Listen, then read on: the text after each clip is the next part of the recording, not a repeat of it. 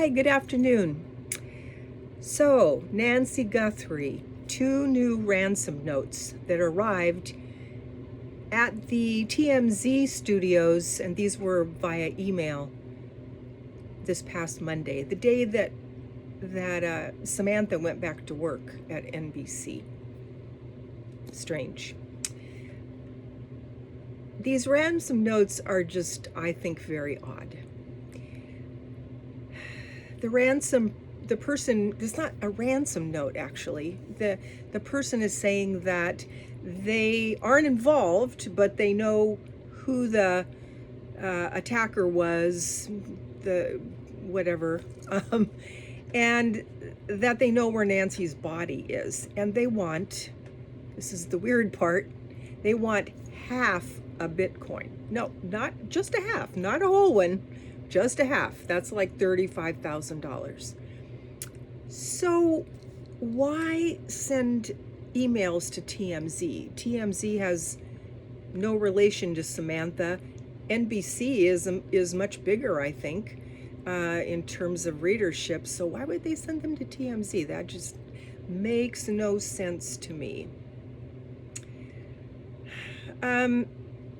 And why ask for only half a Bitcoin when there is a $1.2 million reward for anyone who has information about this case and that leads to an arrest?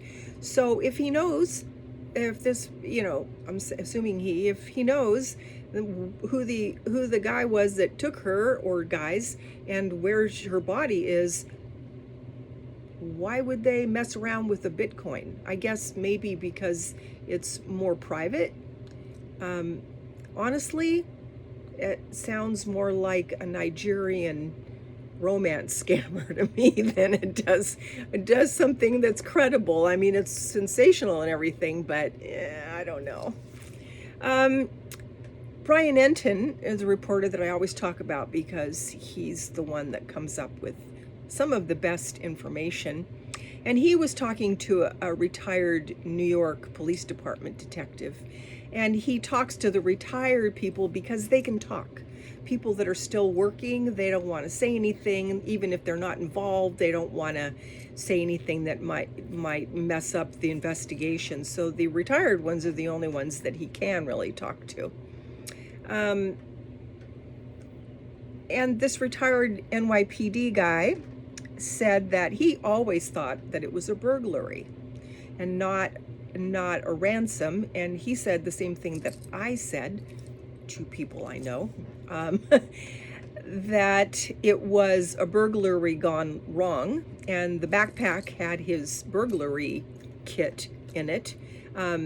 If serial killers, burglars, kidnappers, they all have a bag that they carry with them with things in it they think that will help. So that would be why he had the backpack. Regardless of what his intent was, he probably would have that backpack. FBI agent Maureen O'Connell has pointed to the bite light that he had in his mouth. She said, if you try to hold anything in your mouth, I mean, have you ever put a pencil in your mouth? And you can't keep it there for long because your mouth starts salivating more. So the bite light is the same thing. And even though he had gloves, it looks like a couple of sets of gloves on his hands, maybe up to 3, he would have at some point taken that out of his mouth and put it in his pocket.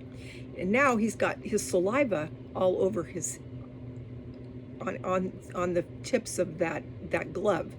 So then he also took the Ring camera off, and that would have left perhaps some DNA on the casing, because the casing was still there, just not the camera. And if he might have entered through the back of the house, the door may have been unlocked. The screen may have been unlocked, or maybe the screen was unlocked and she opened the door.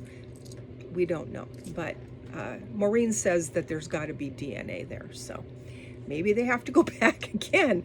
I think they kind of messed it up to begin with. So There are lots of questions and still very few answers. But this is all food for thought. And what do you think? What are your theories about this? What do you think happened? I'm hanging with burglary gone wrong. She was injured, decided to take her with so she wouldn't be a witness against him. And perhaps he didn't know that she was on heart medicine and had a pacemaker. But we shall see. Hopefully we find out sooner than later. So thanks for listening. God bless. Please pray for Nancy. Please pray for Nancy's family. See you on the next one.